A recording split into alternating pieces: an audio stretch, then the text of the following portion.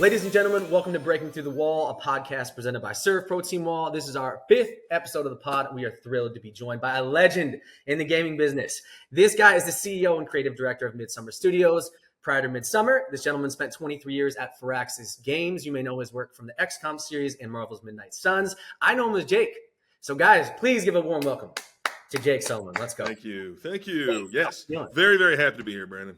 Well, we're happy that you're joining us, making some time for us today on Breaking Through the Wall. Let's just jump right into it. So let's kind of talk about, before you get into the gaming world and you start at Firaxis, I guess talk about, I believe you were born in Missouri. Is that correct? Yeah, I was born in a town named Liberty, Missouri. Okay. How patriotic is that? It's like in the very center of the country. It's like a suburb of Kansas City. So yeah, I grew up on a farm in Liberty, Missouri. Beautiful. Did you go to like middle school, high school? Like, did you grow up in Missouri or? Yeah. I mean, I was born in California, but I really spent most of my time, there in Liberty. So yeah, middle school, high school. Yeah. Okay. Right center of the country. Maybe not a lot going on. I'm not sure, but is not that a ton? That's probably how I got into games. Actually, it was either that or sheep. You know, I mean, I didn't get into sheep. Look, I just want to be clear. We had sheep. There's no, no judgment. Right. Okay, that's fine. No judgment here. With the sheep farming, beautiful. We love it. I'm sure it's a booming business. I'm sure. In the Midwest. So did you grow up playing games? I would assume yes. Yes, I did. I mean, it started like my dad brought home like a computer probably when I was, 8 or 9 years old, like really old computer, had like a few games on it. And my brothers and I, we would play for hours and hours and hours. In fact, to the point where my mom had to like set limits on like, you get an hour and then you get an hour. And then we'd end up playing so much that what we found out as kids was like, well, you know what? If I wake up earlier than my brothers, I actually can get more than an hour, right? And so you'd wake up, and it was like this escalating war. We'd wake up earlier and earlier. As kids, which isn't common, we'd wake up so early in the morning. And then I shared a room with my brothers. So you had to be like, you had to stealth crawl out of the room. So then you could get to the computer and you get like, 2 or 3 hours in the morning before they woke up. So yes, we played a lot of games growing up. What console would that have been? Or was that PC? So it started on PC, and then we had the original Nintendo, and then we had a Sega Genesis. And so, yeah, we had virtually every gaming thing you could get, and we always had PCs, and it was definitely one of those things where we played sports. We all played sports growing up, but we did live, because we lived outside of town, we lived on a farm, there really wasn't that much to do. Obviously no internet, nothing like that. So we did have a lot of time, and so we played a lot of video games together or by ourselves. And I know this is like, seems trite, but it was something like, I remember my mother being worried, right?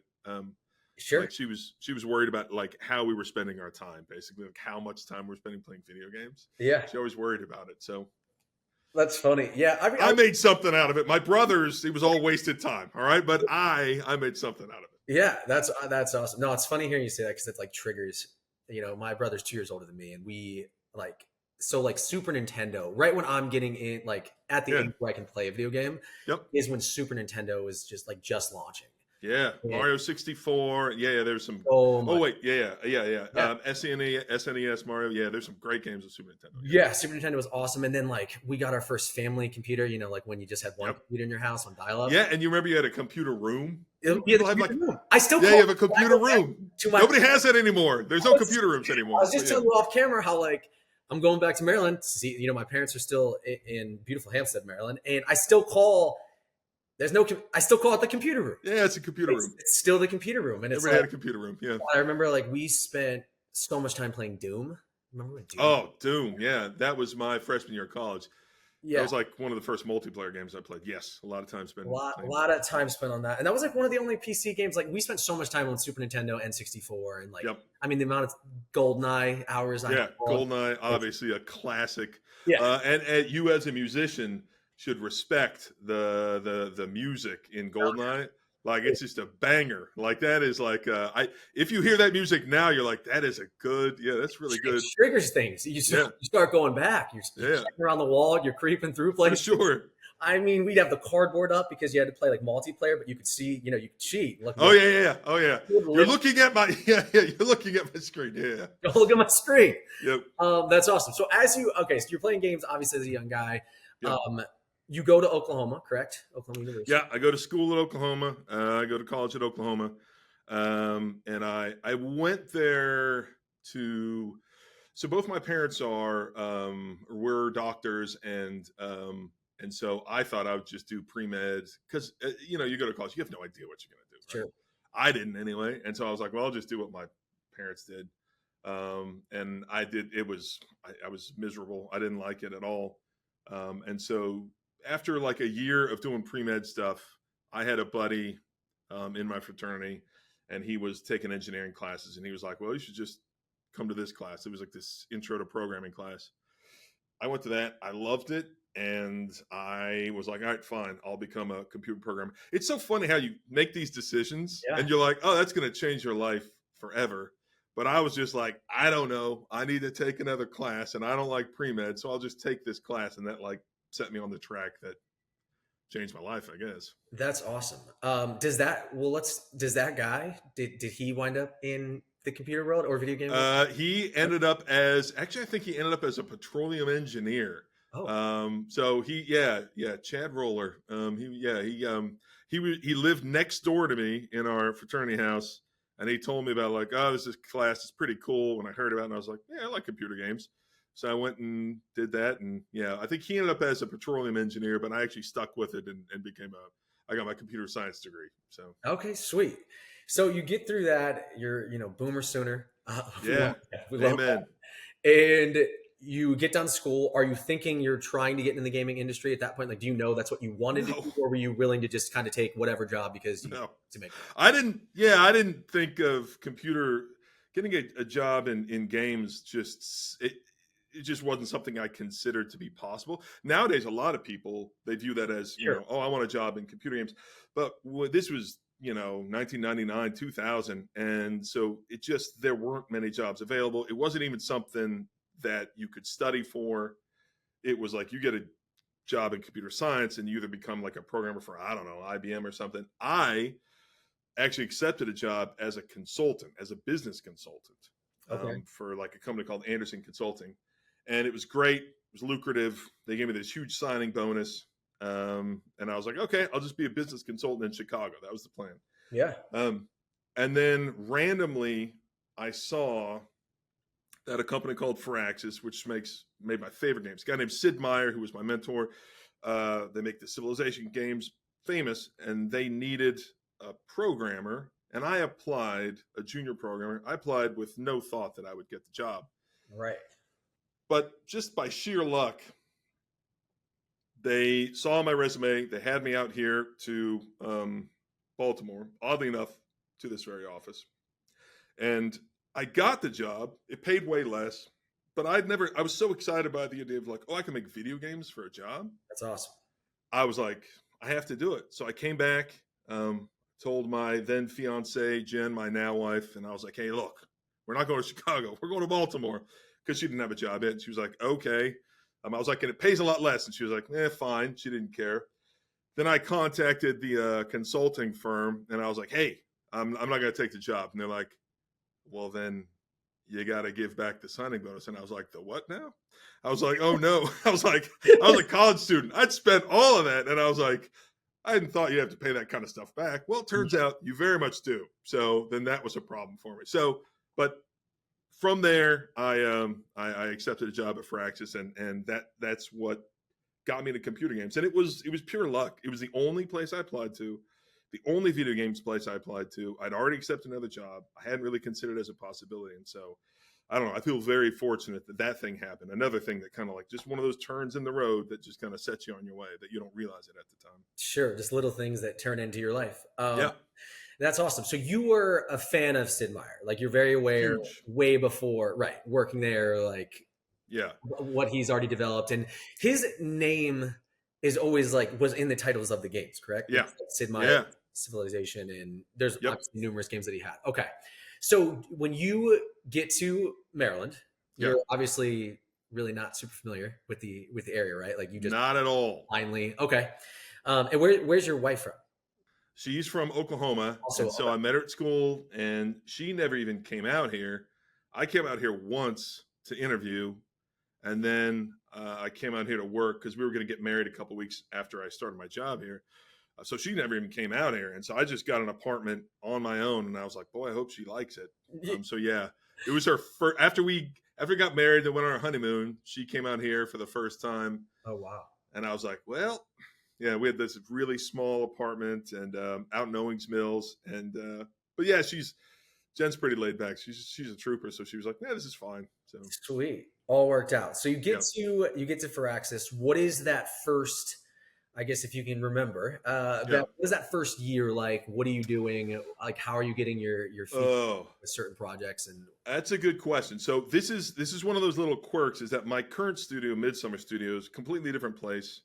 Um, but when I founded this studio with a couple of co-founders, these offices were available. These offices that I'm sitting in right now are actually the original Firaxis offices. So I started my career in this office space here, which is it's just bizarre. But yeah, I would that first year I was like I'd work late. I was very dedicated to the job.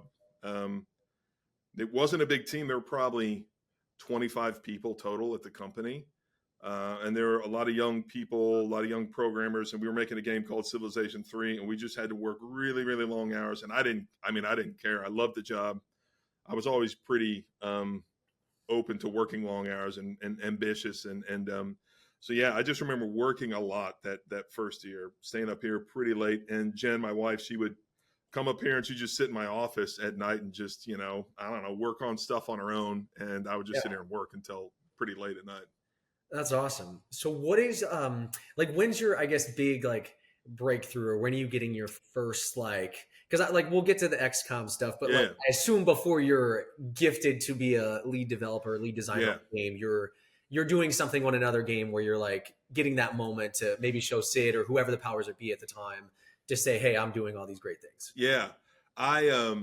So after we made our first game, then Sid, he had been making a game about dinosaurs and it never got released. He didn't like it. It just didn't work out.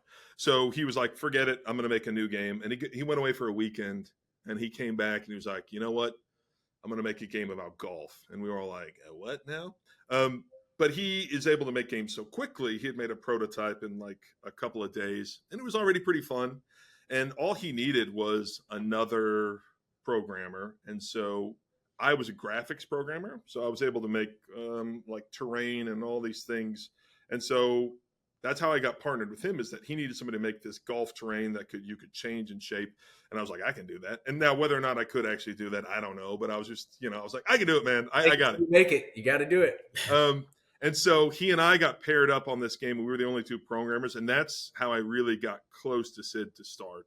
And so that was my first time working with him. And so just seeing the way that his mind works, how he thinks about games and design, it was like I was finally going to college for real for design and game development. And so he and I got pretty close. We're very different people. I'm very boisterous and I'm kind of over the top and, I curse a lot. And Sid is like the nicest. He's a fairly quiet, nice, calm guy, but we worked really well together. Like we just got along really well. And I looked up to him so much that I was always pretty open to whatever he wanted to do. I'd be like, sure, let's do it. So that's how we worked together at first. And then after that, he and I worked together.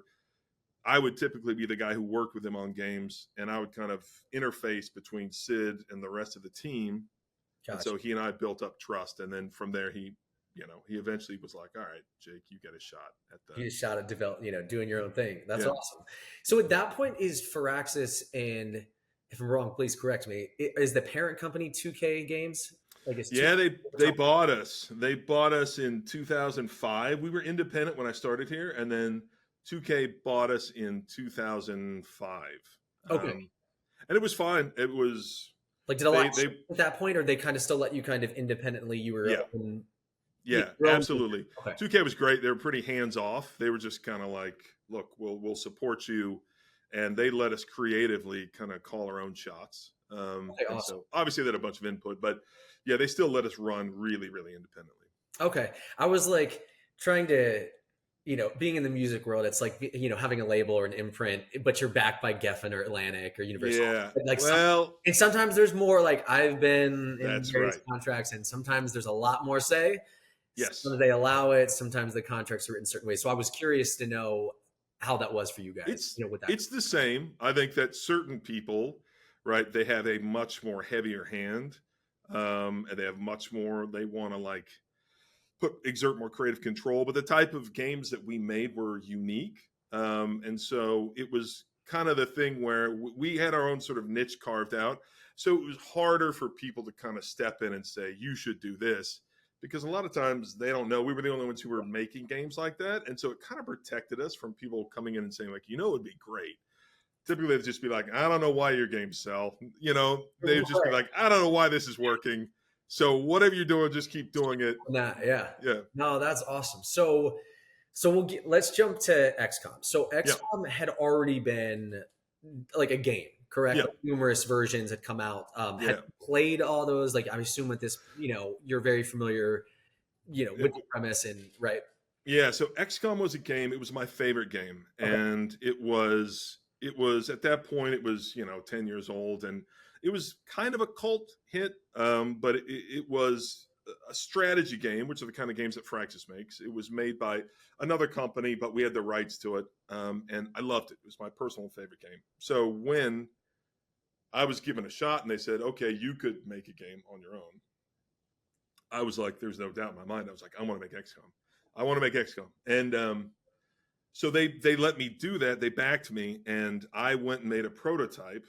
You should be able to make a prototype of a game where it doesn't look great, but it's fun, and you can kind of tell like, oh, when the art gets better and you add more people to the team, Sure. this is gonna be awesome. And everybody's like, yeah, Jake works with Sid, and he's really ambitious. It's gonna be great. And I went off, and over 6 months, I made what is possibly the worst prototype of a game that anybody has. I mean, it was all. I when I think back on it, it's one of those memories, right, that makes you like you get the secondary waves of embarrassment when you think about it. It Sure. was so bad. It was so bad. So so you can look back and now did everyone also feel that way? Or did Yeah. It was undeniable, Brandon. It was undeniable. I'd made something so bad that it was everybody was in agreement, which is rare with games, But yeah, everybody. there's got to be some sway there, but no. Yeah, no. It was we were all unified in our thinking, Did even to the point where I do consider one of my strengths as a person as being pretty self aware. So I played it, they all played it, and they were like, and I was like, you're right, this is pretty bad. So that was the end of that for a while. So after that prototype, I was very humbled. Sure. And then I went to work. So then I went back to work for Sid on his next game. And the thing that was very helpful about that was that being humbled, it was undeniable that I was like, oh, I have a lot to learn, and maybe this just isn't for me, but I had gotten the bug where I was like, I really like designing, but I'm no good at it. And so that allowed me to when I went back to work for Sid, this time I paid really close attention to where I was like, well, how does he do it then? Like, so how is he able to make things so fun, so fast? What does he do that I clearly wasn't doing? And so it was a gift. It was a real gift to mess up that publicly and that painfully, because you can't, the worst thing is like wishful thinking, or like I couldn't like argue like, well, if it wasn't for this, I would have succeeded. It was like, no, clearly I did a poor job.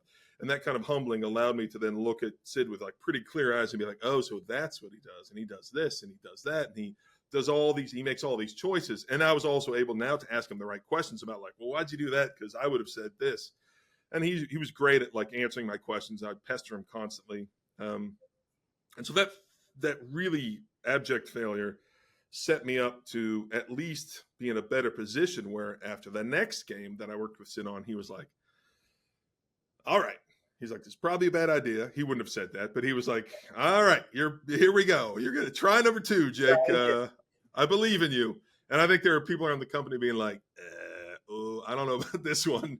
Right. But they did give me another shot. And that was the start of the XCOM project that actually came out and was actually successful. Thanks so much for watching Breaking Through the Wall, a podcast sponsored by SERVPRO Team Wall. Of course, SERVPRO Team Wall is available to help 24/7 with all of your restoration needs. So whether it be water, fire, mold, cleaning, or full construction services, SERVPRO Team Wall is there to help you. So give us a call if you need us. But for now, let's get back to the podcast. Yeah. Was there any concern at the time? So you guys own the rights to the XCOM Yep. name in the game. Yeah. Was there concern that someone else potentially was going to get a shot at that series, or like? Well, it actually happened because our publisher 2K, they said like, oh, the version you're making is like a strategy game. That's not as cool as if somebody made a shooter, right? Somebody made like a first person shooter XCOM. And so they had a whole other team, a big team that was making an XCOM first person shooter at the same time. And they almost gave us the rights to make an XCOM strategy game as a kind of like consolation prize. Okay. And so there were actually two teams at 2K, at the big company, at the publisher. There were two teams making XCOM games. My team and I were making a strategy version, a tactics version, and then somebody was making a shooter version, like a really action heavy version of the game. And so that in itself was stressful. But again, as it turned out, it actually turned out to be helpful because there was a lot of public negative sentiment towards the shooter just because that wasn't traditionally what the game was. It provided us a lot of cover. And then when we announced our version, everybody was thrilled. They're like, hey, this is the XCOM we all wanted, even though they hadn't played it yet. So there's silver linings to everything, I suppose. That's awesome. So your game comes out. Yeah. So this is the first game that you were like lead Yes, designer. it was the first one that I was the lead designer. I was the creative director. It was definitely the first one that I was in charge of. And it took us a while to make that game. It took us almost 5 years, and I needed every single day of that 5 years because along with that initial failure, I had many prototypes of that game that eventually came out that it just wasn't good, right? And you just had to keep working at it and working at it and working at it. It took us almost 5 years to make that game, which is pretty long, or it was long back in those days. Sure. But yeah, it came out, and luckily it was well received. Yeah. So for people that don't know exactly like what you're, from being a lead designer, is that like, are you creating like the entire storyline of the game, character development, what it looks like? Is it every single part? Is that your, I know there's people helping and there's obviously. Of course. Yeah. It's definitely a team effort, but at the creative director position, and it's synonymous with lead designer. And so the idea is that, I'm the overall vision holder of like, look, this is what the game is. And I designed a lot of like very low level mechanics. And on that first game, I was still actually writing code. So I was designing most of the systems probably, and the character classes and the enemies. And then I was writing a lot of the code. And then of course I'd work with our lead artist to say, hey, I think the let's say the evil aliens, they look this way and the soldiers look this way. And so I was this sort of vision holder for the game. And I was the one kind of like making sure to steer it towards what makes it the most fun, what makes it the best version of it. I was responsible and accountable for everything. So I had a lot of authority, and always the flip side of the more authority you have, the more accountability you should have. So I was always happy to have the authority to say, like, I'm making this call. This is what it's going to be. Sure. The flip side of that being, if it's not good, that's on me, right? So, yeah. All right. Okay. So it was a lot of the time. So you said it took 5 years to make that first version of the game that you put out. What is most of that time spent on? It is spent on prototyping versions. Then we play a version that doesn't look very good. Mm-hmm. And we go, wow, that's bad. That's not fun at all. And we're like, but there's this one little piece that's maybe fun. And you go, all right, keep that part and change the rest. And then we're like, the next version, you're like, okay, it's still not fun. However, these two pieces are actually, we could build off of that. I mean, it's an oversimplification, but it really is massive amounts of prototyping, playing. And that may sound fun. It's incredibly stressful because you've got a whole team working with you, and your job is to, if you don't release a product that's fun, it's a complete failure, right? And there aren't many, the saying in games is that, your first bad game is your last one, right? Like you're done, right? Like you make a bad game, That's it. that's it, right? These things are too expensive. They take too much time, too many resources to where anybody's ever going to allow you to like make a bad one, right? And there's no career in making a single bad game. So the stress is that what you're playing is not good for the 95% or 90% of the project's lifespan. What you're playing is not good enough to be a successful product. And it's not like it just magically makes itself better, right? There's not even a rule book being like, if this is not fun, how do you make it more fun? There's no simple answer to that. It's just you play and you go like, we got to change this, we got to change that. And then it's all this knock on to the art and to the story. But for the lifetime, the majority of the lifetime, what you're playing is not good enough. And you're like, if this doesn't turn good enough, which happens all the time, it's hard to make a good game in our industry. It happens all the time. So especially when you're the guy in charge, you're like, if I don't steer this ship correctly, like it's over, right? It's not just over for like this project. It's probably over for your career in terms of being able to be in charge of one of these things. Right. And so it's very, very stressful as you're playing a game. Most of your time is spent working and writing code and iterating. But like every time you play it, you can see the things that are fun, but you're really staring at all the parts that are not fun. And you're like, this game could never come out in this shape. And there's a limited time that you have to work with, and you better land the plane. And because if you don't, the stakes are way too high. You just have to. And so it is a very stressful, game development is people would be surprised that because the stakes are so high, it's a very stressful job. It can be extremely stressful. Yeah.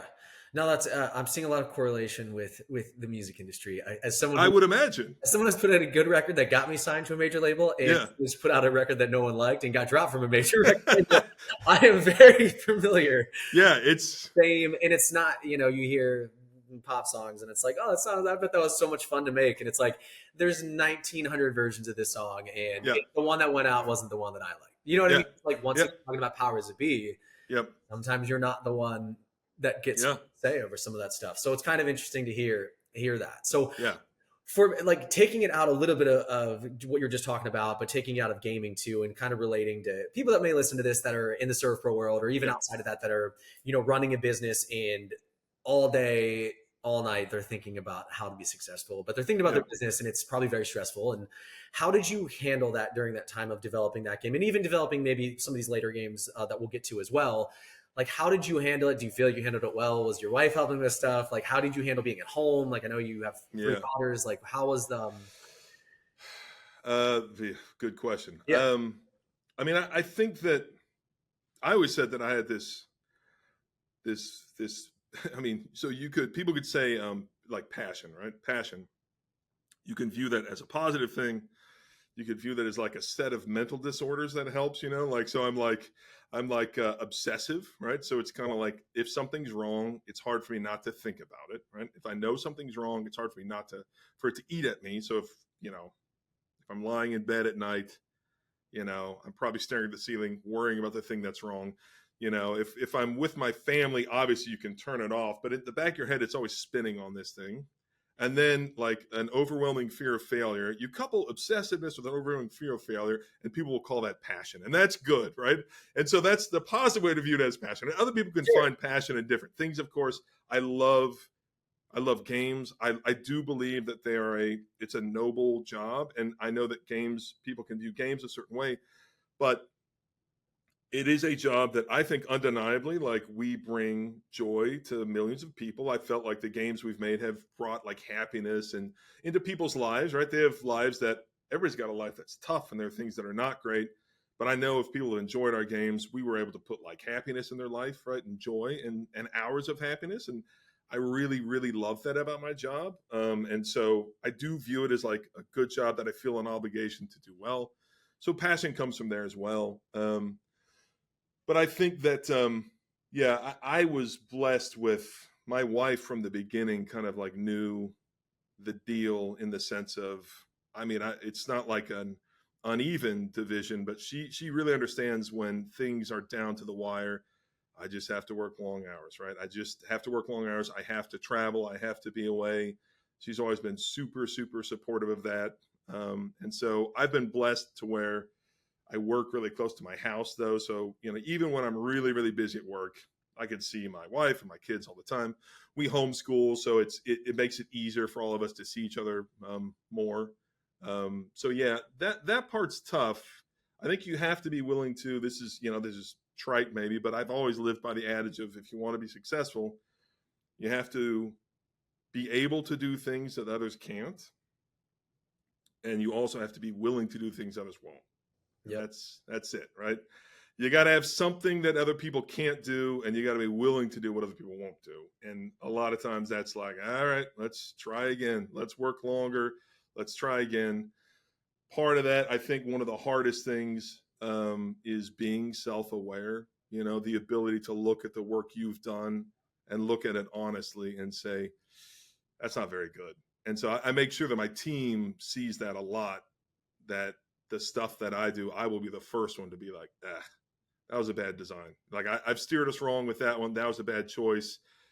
You always make the best decision in the moment, but you can still look back and say, like, that was not the right call. That design wasn't good. We have to redo that.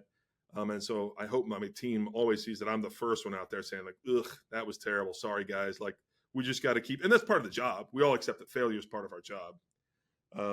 And so making sure that is, I'm the first guy out there saying, like, yep, we failed. My bad. It was because of me that we made the wrong choice there. So being self-aware in that sense has always, I think, been what's steered me right, is like, don't ever like defend anything. If it's clear, you're like, that's not good. Like, just accept it and get past it as quickly as you can. Like, accept a failure, be like, that's not good enough. Can we just move past this? Because we don't have a lot of time to like defend things or whatever. And that gets back to what you were talking about earlier too, just being accountable. And that's like, regardless of whether you're in the gaming industry or you own a restoration company or whatever you're doing, playing a sport, is owning up to, if you've made a mistake, because it's the fastest way that, one, you can build trust with the people that you're working with, but two, correcting the mistake that you've already made. Yeah. And you will never get better. I definitely have seen, I have plenty of faults, but like the one that I look out for in other developers is the inability to recognize pretty quickly, like, hey, this isn't good enough, or making an argument like of, oh, this is the reason that didn't succeed. Like, making excuses helps no one, but ultimately it doesn't help you as a person. Like, you'll never get better if you don't look at yourself and go, like, why did I do that? Like, why did I think that was the right thing? And am I doing as much as I could be doing, or should I be talking to more people about this? Or like, is this actually a strength of mine, or should I pull more people into this? And yeah, I think that any sort of like defensiveness or wishful thinking, I think, is always, I don't know, if you have a long career and you want to make it a success, like, being able to like look at your work honestly and being able to accept the things you're not good at and accept the things you've done poorly and be like, well, I'll just get better next time, or at least I'll move quickly to the next idea. I won't sit here and die on a hill that's not worth dying on. Let's just move on to the next thing and do better. Right. So like, going off of that and the people that you're surrounding yourself with now at Midsummer, how do you choose, how have you chosen, I guess, because obviously you've been building out that company. Yep. How do you choose the right people, or when you're looking to bring in developers or the people that are going to make up that team that you're working on? How do you choose those people? What do you look at? I think that obviously talent is great. I've been very blessed to have worked with such great people. So a lot of the people I work with here, I've worked with before, and that's always like a cheat code. Yep. If those people kind of seek each other out, where we have high trust, we know we're high performers, and so that's great. But when you add new people, I think that the one thing that I and the people I work with, the one thing that we never tolerate is like personality issues. Like, I will take somebody with far less like visible skills, like that's not nearly as important as a person who works well with other people. I mean, personality issues will sink every business top to bottom. It will always, it never It's never better than skill, right? It's always like, man, give me the person who is willing to listen, who's willing to work with others, and it doesn't necessarily have to be like positive attitude. I just want no, you just don't need the friction of like personality issues. Like, Absolutely. No, yeah, I 100% agree because yeah, you can learn some absolutely, skill and you can build your talent out. You usually cannot change no, your your negative character traits, or if you're a cancer in the building and absolutely. you're It's taking it. up people that are here down with you is the problem Yep, too. yep, yeah. It's just the tenor of an office where people are either unhappy or they won't speak up because they're afraid of what somebody else in the room would say. Like, I mean, I just can't even, you can't even quantify how troubling that is for like production and, Yep. long-term productivity. It's brutal. Absolutely. No, I appreciate you kind of diving into that. So I don't want to like breeze past all the XCOM because I know you did. No. It's But we can kind of, I did want to touch on because when you're still at Firaxis, you did the Marvel game. yeah, And yeah. I would love to hear kind of how, like, so did they have, how did the rights, I guess, because Marvel is such an interesting thing. And I know, I see with the movies and how they get Yeah. bounced around to different production companies. How did, I guess, Firaxis or 2K get involved with Marvel, and how did you So become the guy for that game? yeah, so they Marvel was at that time, and I guess still now. I mean, they were the biggest narrative IP in the world. And it was just one of those things where the folks who ran Marvel Games, Jay Ong, who now runs Disney Games, and Luke, a lot of the guys that I'm really close with now, they were really, really big fans of XCOM. And so they actually reached out to us and Oh, they were that's fun. like, hey, would you be interested in making a Marvel game? And I was like, do they understand like what kind of games that I make? And so I had a phone call with them initially.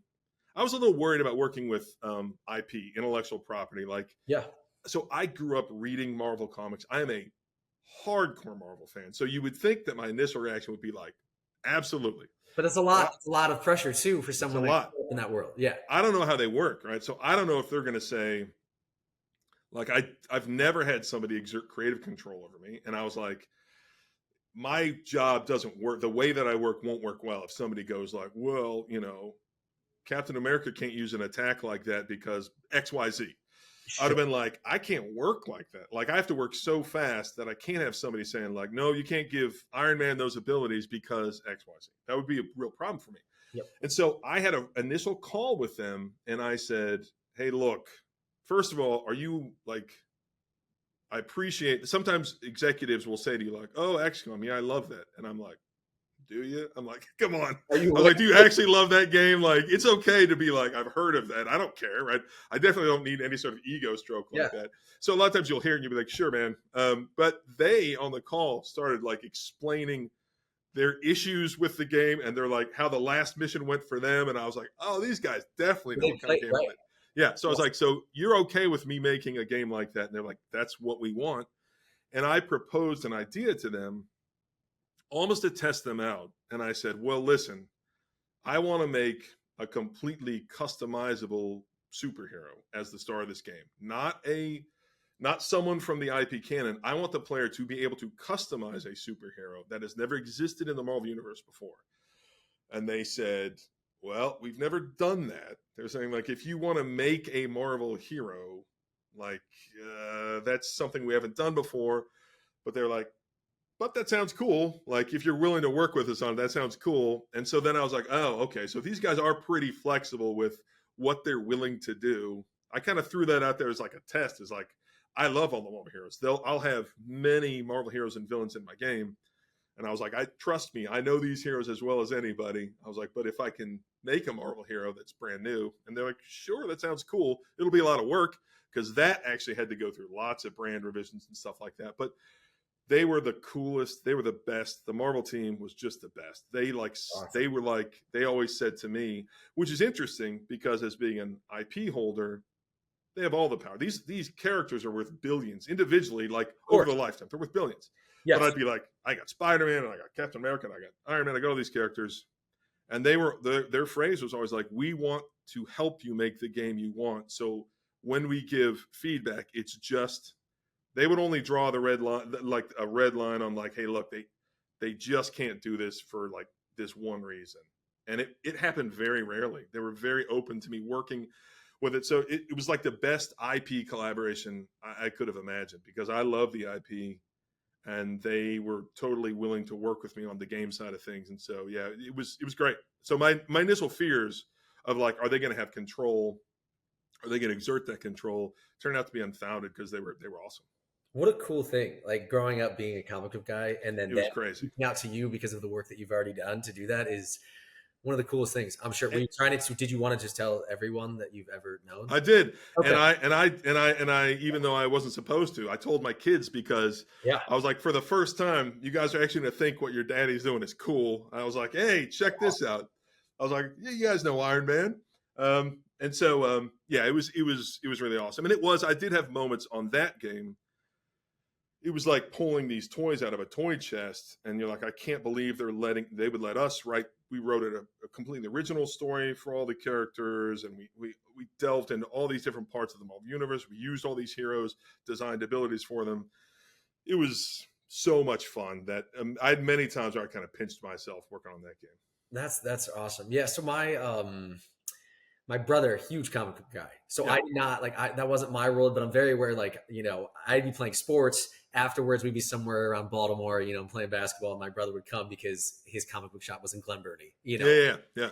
Go to his favorite shop to get it Yeah. all. He's a huge collector, still is to this day. So it was cool to kind of look at some of the characters that you picked, and I wanted to ask you because Yeah. I was able to see the listing of the characters. Yeah. Were you able to choose that? Did Marvel make you choose those people? Because I know how the Marvel fan base can be, specifically like not people that just are watching the movies, but the comic book side of things. Oh, yeah. Like, I mean, my brother yeah. is the biggest X-Force fan in the world, so he has like issue 1. Like he has, I love X-Force. he's a his bedroom growing up where we were playing our video games. Yeah. He had a huge Cable painting. Like we had my parents hired a professional artist to come in, and that was his wall was Cable. From like his first appearance, I guess, in 1990, I think it is. So I'm like very aware of the comic book world and how that fan base can be. I mean, my brother has storage units filled with thousands of 100%. comics. So how did you choose that, knowing how the Marvel fan base is? And did they make you choose certain characters, or how did that work? Yeah, they were pretty. It was interesting because the storyline that I chose, I didn't want to do anything tied to the movies because it was just too difficult. So my narrative director and we had a storyline that we loved from the 90s, which was this like heavy metal, like we loved it. It was this very supernatural storyline, which isn't typical in Marvel. And it was like this very heavy metal storyline with all these, supernatural things. And we thought, how cool would it be if we took these classic heroes, Iron Man and Captain America, Spider-Man, and then we had them fight a supernatural villain, demons and monsters. And then, of course, we had some supernatural heroes as well, Ghost Rider and Doctor Strange. Sure. They allowed us to like come up with our own roster, and they worked with us on a little bit, but they were fine with us saying, like, again, I was like, I want to put Spider-Man in here. One, he's incredibly popular. I was like, but it's just fun to have Spider-Man and these really popular characters fighting against supernatural threats. It's something that has been done before. It's nothing like any of the movies. And that gives us some like space, some creative freedom to be like, let's write our own story.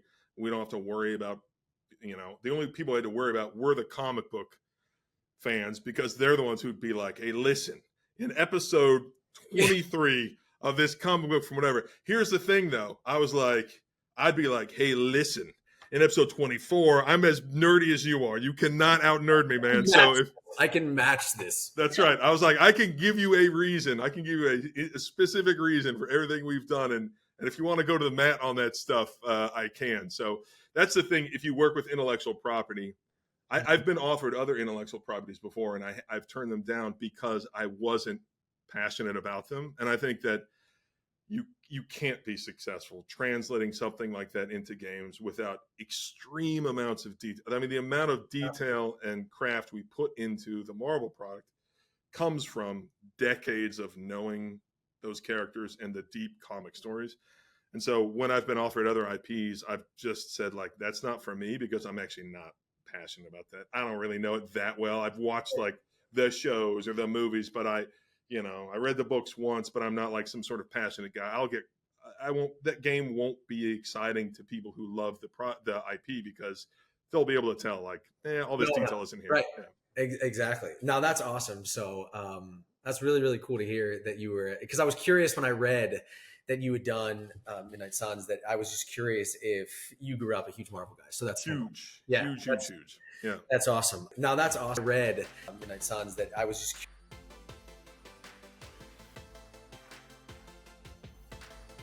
Midnight Suns, that I was just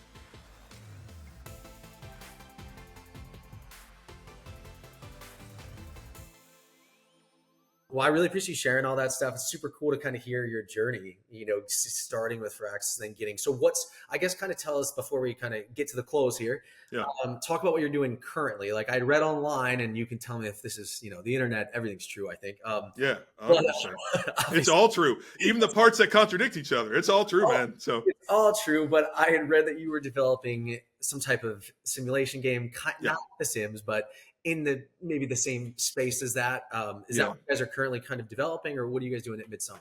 Yeah, so after making Midnight Suns, and when I'd started at Firaxis, it was like 25 people. By the time I left Firaxis, it was probably like 250. My team that made Midnight Suns, both internal and external, was hundreds of people, and that's just the nature of games. They've been on this trajectory to where like the teams just get bigger and bigger, and like big games cost as much as big movies, right? Like I don't know if people actually understand how expensive games are, and the revenues from the really big games dwarf the revenues from movies, right? So Yeah. something like Grand Theft Auto, it's going to cost hundreds of millions of dollars to make. It's going to make billions and billions of dollars. It will dwarf. Right. You take the top movies of the year, top 10, put them together. Grand Theft Auto's profits will dwarf those, right? So I'm sure. And I learned, like, I'm so glad you brought that up, because I was going to ask you about that. Because, like, one of the things that I was kind of researching and looking before we had our conversation was how expensive video game development is. When, like, obviously Grand Theft, GTA 6 is, of course, that's okay. It's in its own category. Own category it is. I don't even know. What are they on? Like, Yep. year 13, probably since GTA 5. I don't even know. Yeah. It's been a long time. The GTA 6 just got delayed to next year, which made me sad. But yeah, my son was just he's waiting. Yeah, we all are. Yeah. It's like, it's crazy to see. Like, I had no idea. I'll be honest. Yep. I didn't realize that it was how expensive it was to develop. Hugely expensive. I mean, it makes sense when you really think about it, but I'm not thinking about usually people that are developing games. So, no, that is wild to kind of see. But yeah, you can get crazy to see, like, going with it.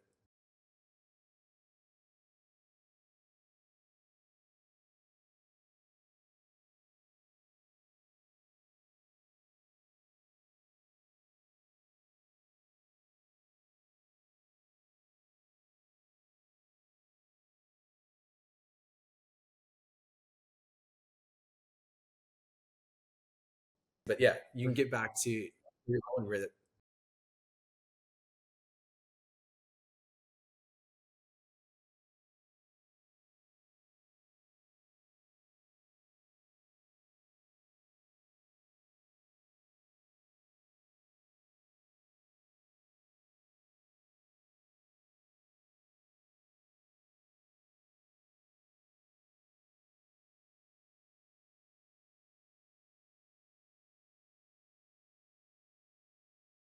You're going with it.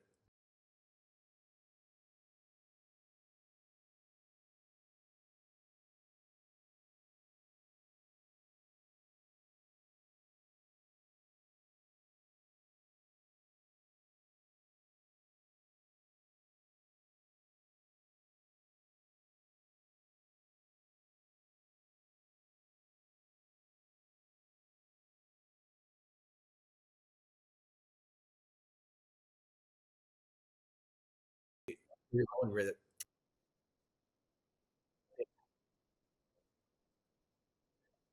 Right. And we'll break even. And we can break even. It's true.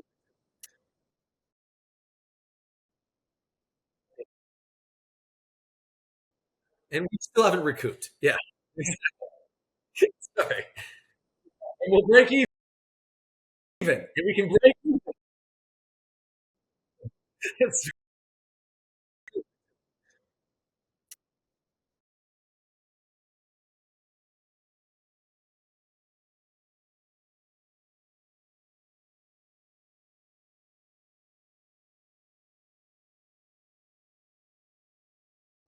and we still haven't recouped. Yeah. Okay. And we'll break even.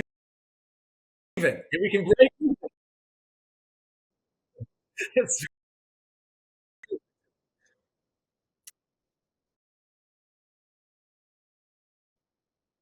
right.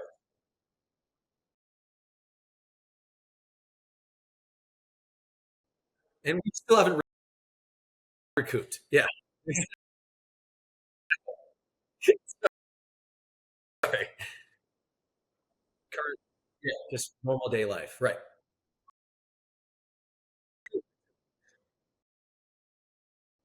And we still haven't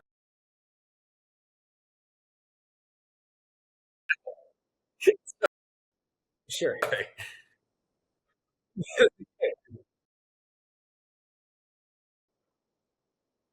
Current, yeah, just normal day life. Right.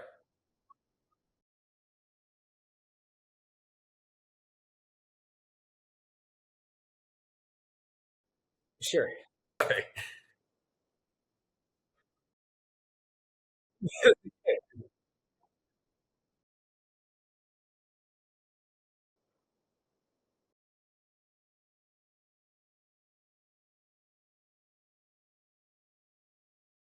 Just normal day life. Right. Right. No, that's awesome. So what I guess so are you in that's what you're doing currently. Like you guys are Yep. in that, you're designing it, developing it. Yep. Do you have an idea of when you're trying to get that out or at least Hopefully, we're thinking about. I mean, it's always next year, right? But Mhm. we're looking at late next year or something like that. We'll probably look at early access or something like that. But we'll see. I mean, the date shifts with everything that we work on. But yeah, we it's the other thing too is that again, games have taken that now they take so long to make the big ones. Is that Mhm. kind of like pushing back on that and saying like if we can make more reasonable sized games, we can get them out faster, get them in players' hands quicker, get feedback quicker. So that's all part of being smaller and more agile. Cool. And when you're developing a game like that, is that are you thinking or like how is the decision made? Is it like what platforms it's going to go to? Like if it's going to just be PC or is it going to go to Xbox, PlayStation? Yeah, How does that you kind of look at right. where's the best audience, and a lot of games they start on PC where it's a more loyal audience. You can Mhm. kind of work with them to build it up, and then maybe you go to console. So even if you think of like some of the biggest games out there, like Fortnite, Minecraft, Roblox, all those games, massive now, massive Sure. games. They start on PC, they build a community there, and then you kind of grow. And eventually you may end up on mobile, all those things. Yeah. And so that's kind of the plan. Okay. No, I'm familiar. My 5-year-old drains my battery with Roblox. Oh yeah. Yeah. I'll be honest. I wasn't even in the realm or world of Roblox what it was until Roblox is wild. I don't play Roblox. My kids play Minecraft, but like Roblox is wild because it's a really neat it's not even a game so much as it is a platform for other people to make games. And make so yeah, yeah. I So it you're just playing these like really bad looking but like yes. I have no idea. interesting games. They just Lifting weights and he's like yeah, doing these things. I'm like, what are you like? yeah, I He know. loves it. I mean, Well, you have to it's an limit his time interesting with thing. Roblox because he Yeah. would play it all day probably. And games and this is an interesting thing about business, right? Is that there's all types of new patterns of entertainment that whether it's games, but I think games is probably the most vibrant where you see things like and I know when you're older, you look at things like streamers, like people go like, I don't understand it. Like you're watching somebody play a game. Right.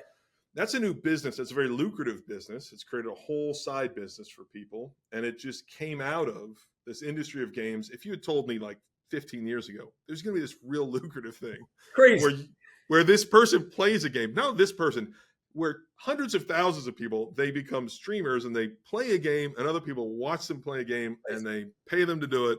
You go like, that is not going to happen. Well, you'd be wrong because that or something like Roblox, where it's like it's not a great. They're typically not great games, but they make them rapidly. There's a bunch of them. They're very on topic. Kids like them. I don't know. It's you've always got to like kind of like evolve in the games industry because there's all these new offshoots coming out all the time. Now it's cool to hear you talk about that and some of the current games that are doing that because it's Yeah, like you never know when there's the next game that's going to pop up, Yep. that makes sense and hit for the audience that you're trying to captivate. So that's awesome. Well, I appreciate you kind of diving in on that. Yeah, of It's a course. really cool conversation. I appreciate you sharing all that. And I'm like learning a lot too about your Yeah. and all that. So I really appreciate it. So this next piece here, before we let you get out of here, is just learning a little bit more about you. So I Okay. don't want you to All think right. too hard. We're just going to ask you some stuff. Okay. So let's go. Favorite video game for you? I would still have to say not the one I made. I would still have to say either XCOM, but that's kind of boring since I'm the Part of XCOM guy. So it. Part of it. Yeah. yeah. So I would say I'll go really, really deep here and say Ultima 5 Warriors of Destiny. So Wow. don't even expect to recognize that one. It's an old one. So I like it though. I like a deep yep. cut. Favorite Marvel movie? Oh, ooh, gosh, that is a tough one. I would have to say either. I see. I'm not going to give you straight answers on these. I would say, look, Winter Soldier is a classic. Yep. I would also say that Thor Ragnarok, I think, is like the best. So Yeah. I'm a huge fan of the. My oldest. Like they were all starting to come out when he's like 3 years old. So we saw them all in the you've theater. seen them all. We Yeah, saw them all in the theaters. He was dressing up. Oh yeah. that's the best. Oh yeah, for all of them. So that's awesome. We'll stick Marvel. Favorite Marvel character? Ooh, that's a tough one. All right. I'm gonna say, come on, man. I would say 3. I would say I love the Punisher, I love Ghost Rider, and I love Magic. She is a much less known mutant character, but yeah, I'd say Magic, Ghost Rider, and Punisher. I like that. I'll have to ask my brother about that one. I know the other two. I do not know. Yeah, Magic is, and the reason she's in our game is because she was my favorite character. So yeah, she was in Midnight Sun. She had a very prominent role because That's she's awesome. my favorite character since I was tiny kid. Yeah. That's great. I'll probably jack this up, but I think my brother's favorite character outside of Cable was Polaris. Is that a character from Marvel? Yeah, of Right? course. Okay. Yeah. Green hair, the mutant Yes. green hair. She can control. Yeah, she's the daughter of Magneto. And yeah. Okay. That's okay. Yep. Cool. Well, I'll get some points with him for that. Yep. We'll get away from Marvel. Favorite restaurant? Oh, favorite restaurant. Oh my gosh. Oh, that's a good question. Oh, people are going to be okay. If I'm going to have to be honest because anybody who listens to this and knows me is going to be like, you lied just to sound classy. All right, listen. My favorite restaurant is CPK, California Pizza Kitchen. Yeah, there's one right now. I've been to the one right in Hunt Valley. Oh, I've been to about 70 times. I'm whatever you are, whatever level, whatever private club it is, I'm the elite level in. And I look, I admit there's nothing like too fancy or whatever about CPK. But what I tell people is like, no matter who I take to CPK, their response is never worse than like, oh, that was fine. And I'm like, yes, exactly. That was good. It's never worse than that was fine. I like that. What do you can't miss with CPK. Do you have a go-to on the menu, or are you just mixing it up? Shrimp scampi zucchini every time. I'm one of those guys that wears black shirts every day. I eat the same food every day. For a long time I worked the same job for 23 years. I've been married for 25 years. So yeah, once I find something, I stick with it. We'll take it. I don't like a lot of choices in my life, right? All right, last question on favorites. We talked about my past in music. Who's your favorite musician or band?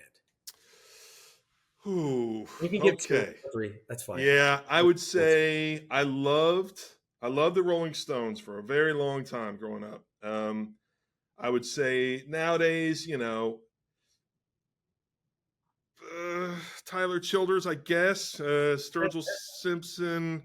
I have a funny story with Sturgill Simpson, but and then yeah, it's tough. I like you can't not say like Led Zeppelin and stuff like that. So I would say Stones is. I would have to always say the Stones, and then on top of that, lately it's mostly like alt country or Americana. Yeah, it's like that alt country kind of country rock, real authentic vibes. I get that.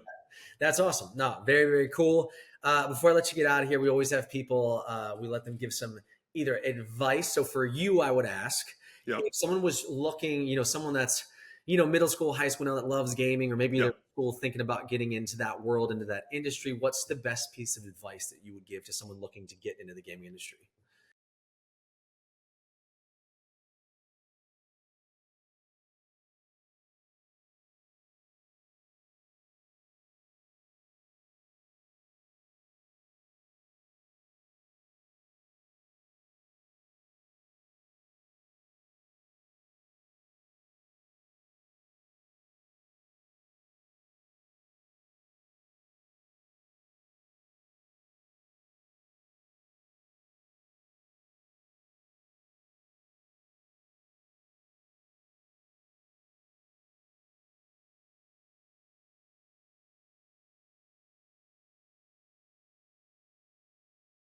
Yeah.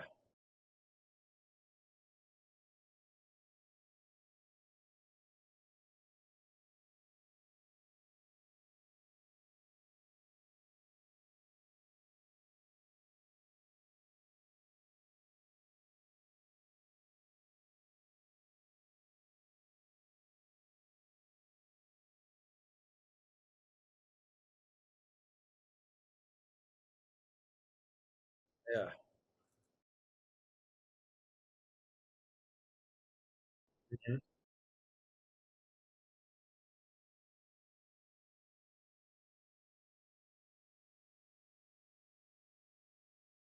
Absolutely.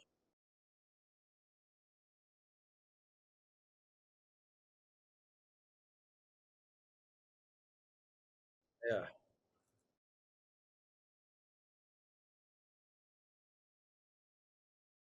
Mhm. Yep.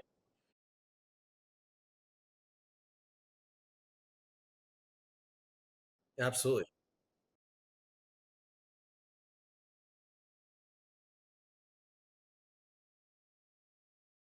Sure. Yeah. There's probably so many different avenues with how you.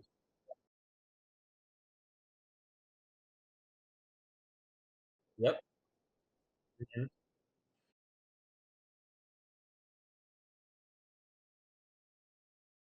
Absolutely. Mhm.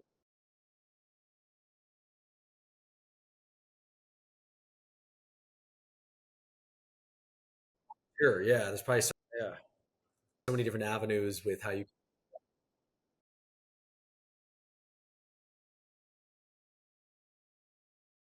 Yep. Mhm.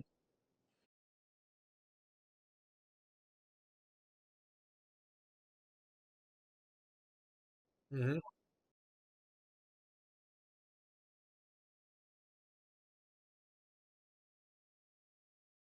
Sure. Yeah. There's probably yeah, so many different avenues with how you.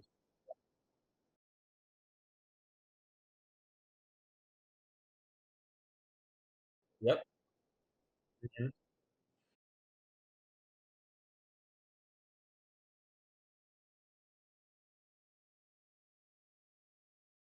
Mhm. So,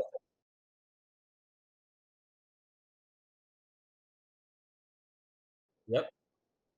Mhm.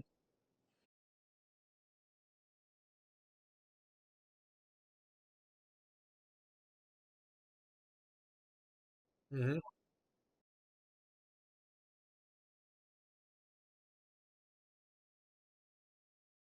It's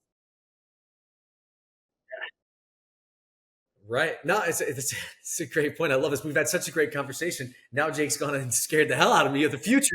And if any of us will have any jobs, go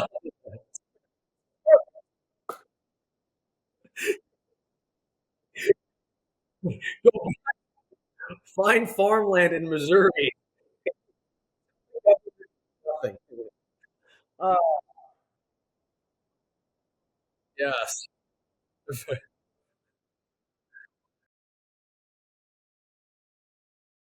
It's a great point. I love this. We've had, if any of us will have any jobs,